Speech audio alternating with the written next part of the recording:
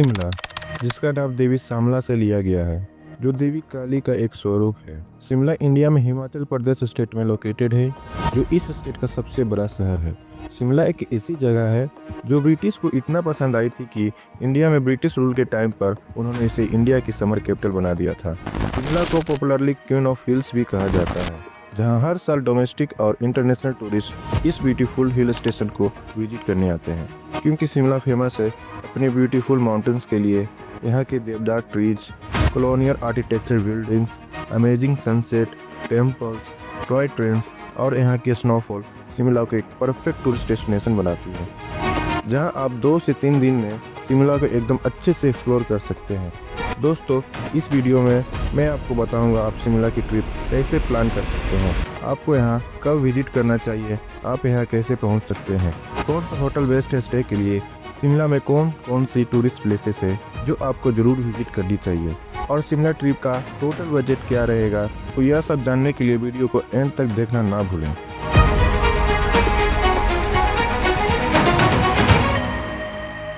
चलिए जानते हैं व्हेन टू विजिट शिमला।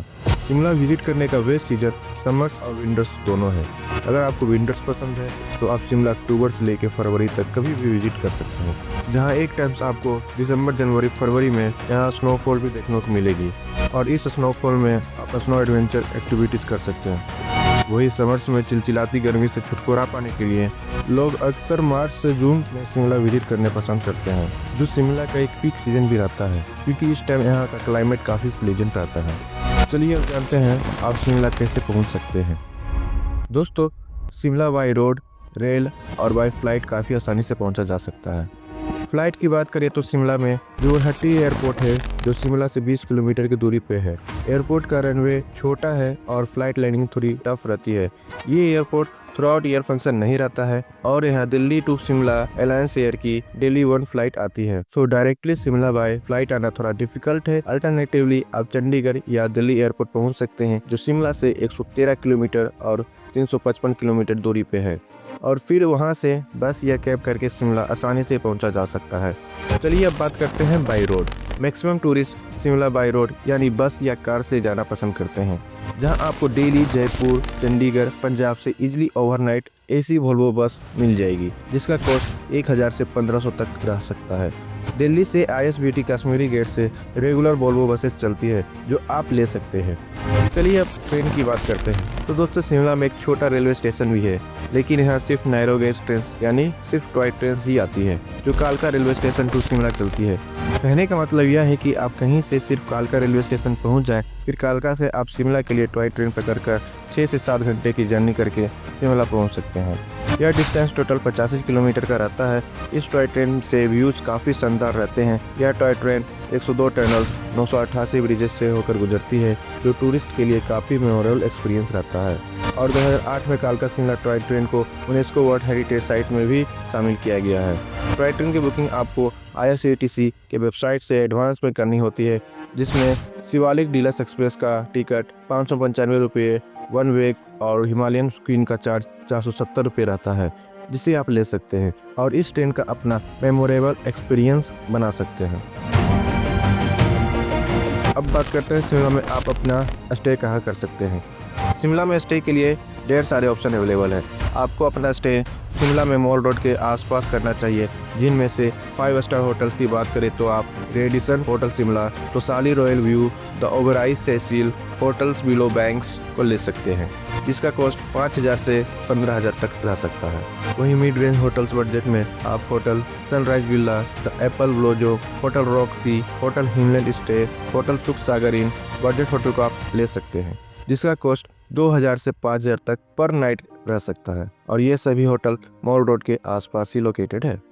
अब जानते हैं शिमला में साइट सीन कैसे कर सकते हैं। साइट सीन के लिए आप यहाँ स्कूटी और बाइक रेंट पर ले सकते हैं, जिसका कॉस्ट 700 से 1200 रुपये पर डे रह सकता है। आपको यहाँ 4 व्हीलर भी रेंट पर मिल जाएगी, जिसका कॉस्ट 2000 से 4000 पर डे रह सकता है। हिल स्टेशन रहने के कारण शिमला में ऑटो नहीं चलती है, तो यहाँ बाय बाइक और कैब हायर करके घूमना एक बेस्ट ऑप्शन है। शिमला में बस सर्विसेज भी अवेलेबल है, लेकिन मैं इसे रिकमेंड नहीं करूँगा, क्योंकि इसकी फ्रीक्वेंसी काफ़ी कम है और वेट टाइम ज़्यादा होने के कारण आप अपना टाइम वेस्ट कर सकते हैं।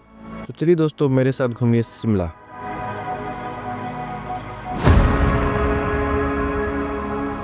डे 1 की शुरुआत आप तारा देवी टेम्पल से कर सकते हैं। यह मंदिर शिमला से 15 किलोमीटर दूरी पे लोकेटेड है, जहां 30-40 मिनट में पहुंचा जा सकता है। तारा देवी टेम्पल शिमला में एक मोस्ट विजिटेड टेम्पल है, जो 7200 फीट की ऊंचाई पे लोकेटेड है। मंदिर तक जाने के लिए रोड काफी स्टीप है। आप पहाड़ पर पहुंचकर यहाँ पार्किंग की काफी अच्छी स्पेस है। पार्किंग के एरिया से आप यहाँ माता रानी के लिए चुनरी, पूजा और प्रसाद भी ले सकते हैं। मंदिर तक पहुंचने के लिए आपको 15 मिनट तक सीढ़ियां चढ़कर जाना पड़ता है। इस मंदिर का निर्माण सैंड वंश के राजाओं ने लगभग 1766 में करवाया था। कथाओं के अनुसार 250 साल पहले राजा भूपेंद्र सेन ने मंदिर बनवाया था, जब उन्हें माता का ध्यान हुआ, जिसमें देवी तारा ने उनसे वहां यह मंदिर स्थापित करने के लिए कहा, ताकि लोगों को उनका आशीर्वाद मिल सके। मान्यता के अनुसार राजा भूपेंद्र सेन ने तारा देवी की मूर्ति, जो मूल रूप से पश्चिम बंगाल की थी, और फिर बाद में मूर्ति को हिमाचल प्रदेश लाया गया।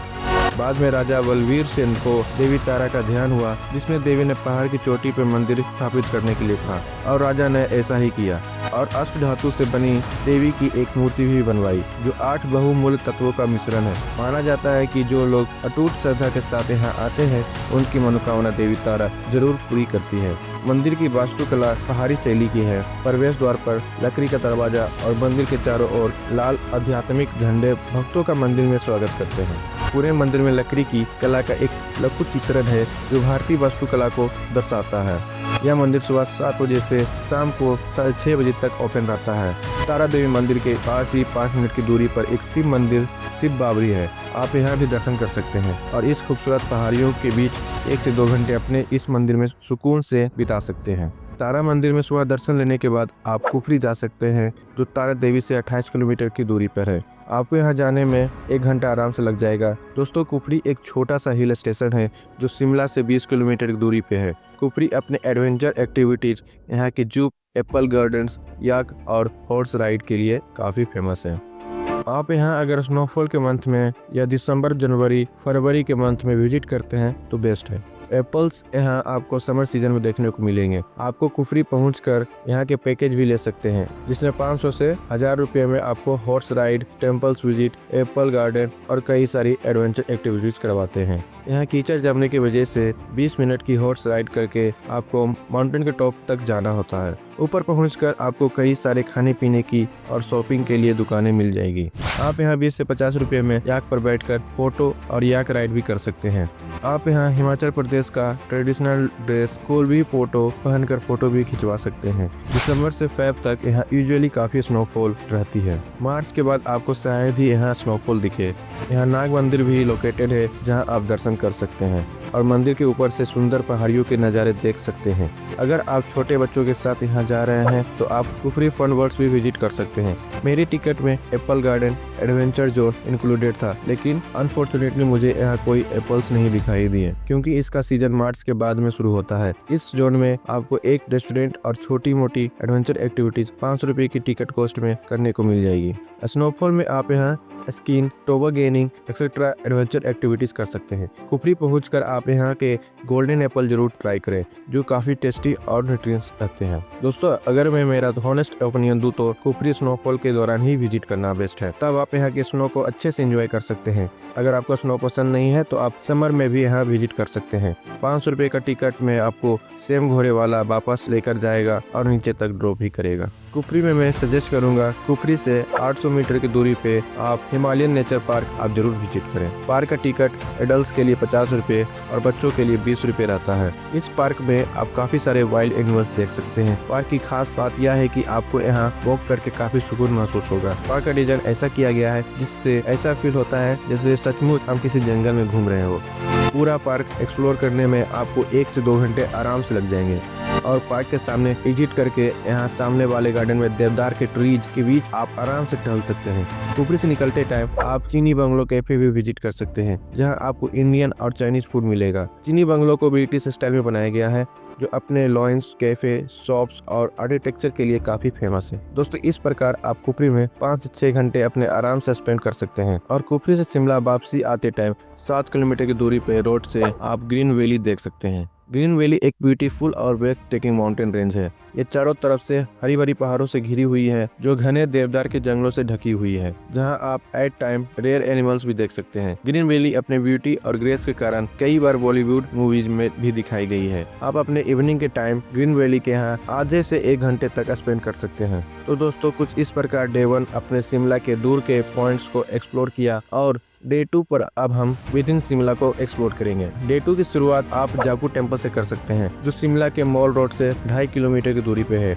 जाकू टेम्पल आप बाय वॉक या रोपवे के थ्रू भी जा सकते हैं। बाय रोपवे वन वे 265 रुपये और बोथ वे 490 रुपये पर अडल्ट टिकट रहता है, क्योंकि जाकू मंदिर तक कार नहीं जाती है और आप सीढ़ियाँ चढ़कर भी 40 से 45 मिनट में मंदिर तक पहुंच सकते हैं। मैंने यहाँ वन वे रोपवे चूज किया क्योंकि रोपवे में से आप शिमला के सुंदर व्यूज देख सकते हैं। ये रोपवे आपको सुंदर नज़ारों के साथ सिर्फ 6 मिनट में जाकू मंदिर तक ले जाती है। मंदिर की टाइमिंग सुबह 7 बजे से शाम 8 बजे तक ओपन रहता है। जाकू मंदिर को भारत का सबसे पुराना हनुमान मंदिर कहा जाता है, जो शिमला में जाकू हिल पर लोकेटेड है। इस मंदिर से जुड़ी काफी दिलचस्प पौराणिक कथा है। कहा जाता है कि रामायण के युद्ध के दौरान राम के छोटे भाई लक्ष्मण एक शक्तिशाली तीर से घायल और बेहोश हो गए थे, तो उन्हें बचाने के लिए सुखसेन नामक वेद ने भगवान राम से संजीवनी जड़ी बूटी लाने को कहा और भगवान राम ने हनुमान को हिमालय से जड़ी बूटी लाने का कारभार सौंपा। हिमालय की ओर जाते समय पहाड़ी की चोटी पर भगवान हनुमान की मुलाकात ऋषि जाकू से हुई, जहाँ ऋषि ने उस जड़ी बूटी के बारे में काफी सारी जानकारी दी, जिससे हनुमान जी को जड़ी बूटी संबंधित संदेह दूर हो गया और उन्होंने ऋषि याकू को वादा किया कि वे लंका वापस जाने से पहले ऋषि याकू को मिलकर जाएंगे। लेकिन वापस जाते टाइम हनुमान जी को काल नेमी नामक राक्षस से लड़ना पड़ा, जिसने उन्हें बेवकूफ बनाने की कोशिश की, जिससे हनुमान जी का बहुत सारा मूल्यवान समय बर्बाद हो गया। समय पर लंका पहुंचने के लिए हनुमान जी ने ऋषि याकू को न मिलने का फैसला किया। जब भगवान हनुमान ऋषि को वापस न मिल पाए तो ऋषि याकू निराश हुए और उन्होंने हनुमान जी को स्वयं मिलकर वचन तोड़ने का कारण जानने का विचार किया। यहाँ एक भगवान हनुमान की मूर्ति पहाड़ पर अपने आप प्रकट हो गई और इसलिए याकू ऋषि ने भगवान हनुमान जी के यहाँ मंदिर बनवाया। यहाँ आज भी मंदिर में हनुमान जी की पैरों के निशान भी हैं और मंदिर के आसपास रहने वाले बंदर भगवान हनुमान के वंशज हैं। दुनिया भर में आज इस मंदिर को जाकू मंदिर के नाम से जाना जाता है। साल 2010 में इस मंदिर में भगवान हनुमान की 108 फीट ऊंची मूर्ति स्थापित की गई, जो आपको शिमला में एंट्री करते से दूर से ही नजर आ जाती है। इस मूर्ति को Guinness book of world record में tallest statue of Shri Hanuman in the world record का दर्जा भी दिया गया है। यहाँ जाकू टेम्पल के पास आपको सुंदर गार्डन, कैफे अंडर ट्री और एडवेंचर पार्क भी मिल जाएगा, जहाँ आप 2 से 3 घंटे अपने इस जाकू हिल पर स्पेंड कर सकते हैं और आते टाइम ये स्टेप्स उतरकर 20 से 30 मिनट में शिमला के मॉल रोड तक पहुंच सकते हैं।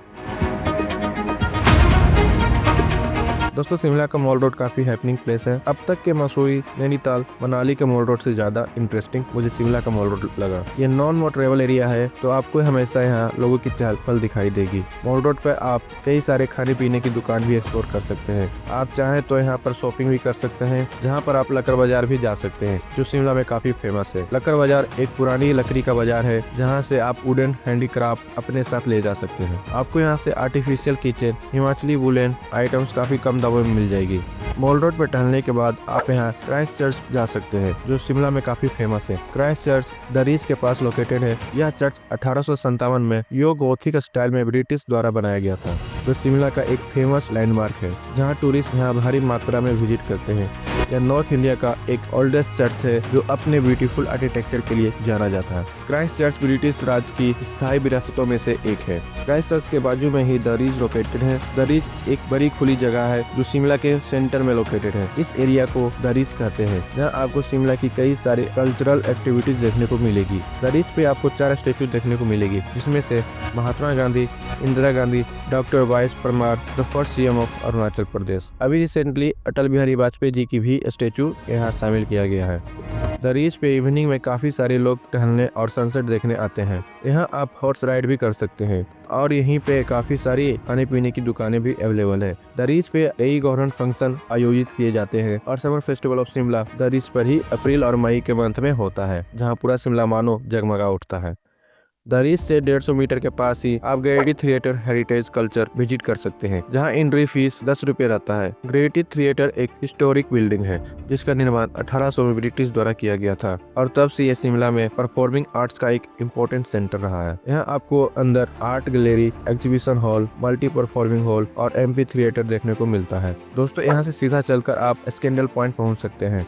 कहा जाता है भूपेंद्र सिंह जो उस समय पटियाला के महाराजा थे, उन्हें वाइसरॉय की बेटी से प्यार हो गया था, तो राजा और वाइसरॉय की बेटी 1892 में इसी पॉइंट से भाग गए थे, जिसे स्कैंडल पॉइंट के नाम से शिमला में जाना जाता है। शिमला की इवनिंग काफी सुकूनदायक रहती है। स्कैंडल पॉइंट के बाद आप इवनिंग में कालीवरी टेम्पल जा सकते हैं, जो 10 मीटर की दूरी पे वॉकिंग डिस्टेंस पर लोकेटेड है, जिसका टाइमिंग सुबह 6 बजे से शाम 7 बजे तक ये ओपन रहता है। यह मंदिर काली देवी को समर्पित है, जिन्हें लोकली सांवला के नाम से जाना जाता है। मंदिर का निर्माण 1845 में जाकू पहाड़ी पर एक बंगाली ब्राह्मण रामचरण ब्रह्मचारी द्वारा किया गया था। यह शिमला के सबसे पुराने मंदिरों में से एक है। मंदिर के परिसर में आपको भद्रकाली, तिन्नमस्ता, रुद्रानी, तारा, चामुंडा, दुर्गा, हिमावती, कुमारी सती, कामाख्या, मीनाक्षी और उमा सहित देवी के रूपों की मूर्तियां देखने को मिलेगी, जहां आप इनके दर्शन कर सकते हैं। नवरात्र के दौरान भक्त यहाँ काफी भारी मात्रा में दर्शन करने आते हैं। दोस्तों, तो कुछ इस प्रकार आप शिमला में अपने 2 डेज स्पेंड कर सकते हैं। और अगर आपके पास और एक एक्स्ट्रा दिन है तो आप चाहे तो शिमला में vice regal lodge, Indian institute of advance studies, Himachal state museum, Annandale explore कर सकते हैं। और इस ट्रिप का कुल खर्चा मुझे कुछ इस प्रकार आया है। दोस्तों, आशा करता हूँ आपको ये वीडियो काफी पसंद आई होगी, तो वीडियो को एक लाइक और ऐसी इन्फॉर्मेटिव टूर गाइड के लिए चैनल को सब्सक्राइब करना ना भूलें। मिलते हैं अगले वीडियो में। Till then take care and good bye.